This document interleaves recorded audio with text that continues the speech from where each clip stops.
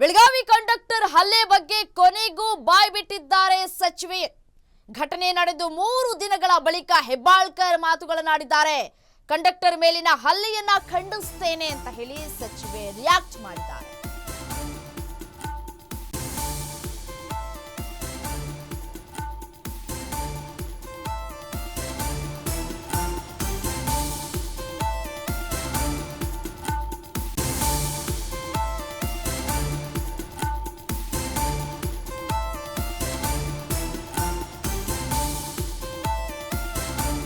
ಸರ್ಕಾರಿ ನೌಕರನ ಮೇಲೆ ಕೈ ಮಾಡಿದ್ದು ಅಕ್ಷಮ್ಯ ಅಪರಾಧ.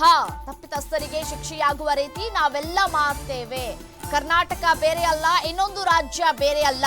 ನಮ್ಮ ಡ್ರೈವರ್ಗಳಿಗೆ ಧಮಕಿ ಹಾಕೋದನ್ನ ನಿಲ್ಲಿಸಬೇಕು.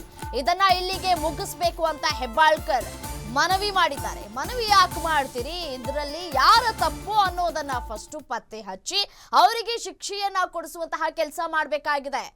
ಕಂಡಕ್ಟರ್ ಮೇಲೆ ಇದೀಗ ಹಲ್ಲೆ ಮಾಡಿರೋದು ಎಷ್ಟರ ಮಟ್ಟಿಗೆ ಸರಿ ಅನ್ನುವಂತಹ ಪ್ರಶ್ನೆಗಳು ಕೂಡ ಇಲ್ಲಿ ಉದ್ಭವ ಆಗ್ತಾ ಇದೆ.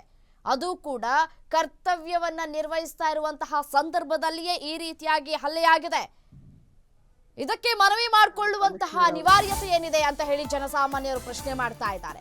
ಕಂಡಕ್ಟರ್ ಮೇಲೆ ಪೋಕ್ಸೋ ಪ್ರಕರಣ ದಾಖಲು ವಿಚಾರಕ್ಕೆ ಸಂಬಂಧಪಟ್ಟಂತೆ ಗೃಹ ಸಚಿವರು ಮತ್ತು ಡಿಜಿ ಜೊತೆ ನಾನು ಮಾತನಾಡಿದ್ದೇನೆ.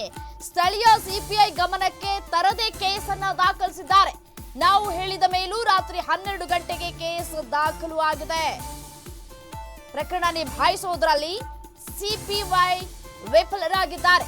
ಹಲ್ಲೆ ಕೇಸ್ ಆರೋಪಿಗಳ ಬಂಧನ ವೇಳೆ ಪೋಕ್ಸೋ ಕೇಸ್ ದಾಖಲಾಗಿದೆ. ಕಂಡಕ್ಟರ್ ಮೇಲೆ ದಾಖಲಾಗಿದ್ದಂತಹ ಕೇಸ್ಗೆ ಆಕ್ರೋಶಗಳು ಭುಗಿಲೆದ್ದಿದೆ.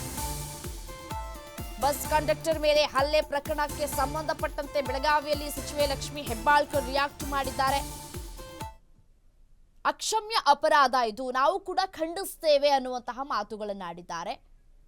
ಇನ್ನು ಹಾಗಾದ್ರೆ ಏನ್ ಹೇಳಿದ್ರು ಸಚಿವರು ಕೇಳ್ತಾ ಹೋಗೋಣ. ನೋಡಿ, ಮೊದಲನೇದಾಗಿ ಇಂಥ ಘಟನೆಗಳನ್ನ ನಾನು ಅತ್ಯಂತ ಕಠಿಣ ಶಬ್ದಗಳಿಂದ ಖಂಡಿಸ್ತೀನಿ. ಯಾಕಂತಂದ್ರೆ ನಾವೆಲ್ಲ ಬಹಳಷ್ಟು ಸುಮಧುರವಾಗಿ ಎಲ್ರೂ ಚೆನ್ನಾಗಿ ಇಲ್ಲಿ ಇದೀವಿ. ತಮಗೂ ಎಲ್ಲರಿಗೂ ಗೊತ್ತಿರ್ಬೋದು. ಈ ಘಟನೆ ನಡೆದ 5 ನಿಮಿಷಕ್ಕೆ, ನನಗೆ ಗೊತ್ತಾದ 5 ನಿಮಿಷಕ್ಕೆ ನಾನು ಕಮಿಷನರ್ ಅವ್ರಿಗೆ ಫೋನ್ ಮಾಡಿದಾಗ ಕಮಿಷನರ್ ಅವರು ಬೆಂಗಳೂರಿನಲ್ಲಿ ಇದ್ರು.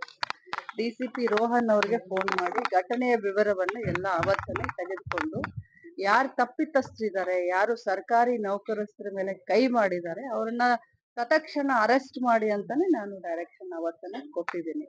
ಅದರ ಜೊತೆಯಲ್ಲಿ ಇವತ್ತು ಎಲ್ರು ನಾವು ಸ್ವರಾಜ್ಯದ ಬಗ್ಗೆ ಮಾತನಾಡ್ತೀವಿ. ನಾವೆಲ್ಲರೂ ಮೊದಲು ಭಾರತೀಯರು, ಕನ್ನಡಿಗರು. 50 ವರ್ಷದ ಸುವರ್ಣ ಮಹೋತ್ಸವವನ್ನ ನಾವು ಬಹಳ ಹೆಮ್ಮೆಯಿಂದ ನಾವು ರಾಜ್ಯ ಸರ್ಕಾರ ಆಗಿರಬಹುದು ನಾವೆಲ್ಲರೂ ಸೇರ್ಕೊಂಡು ಆಚರಣೆ ಮಾಡಿದೀವಿ.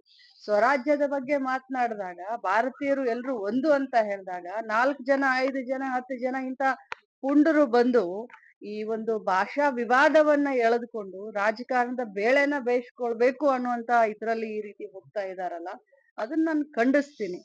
ಇಲ್ಲಿ ಎಲ್ರೂ ಗೌರವದಿಂದ ಬಹಳಷ್ಟು ಇದರಿಂದ ನಾವು ಭ್ರಾತೃತ್ವದ ದೃಷ್ಟಿಯಿಂದ ನಾವ್ ಇಲ್ಲಿದೀವಿ.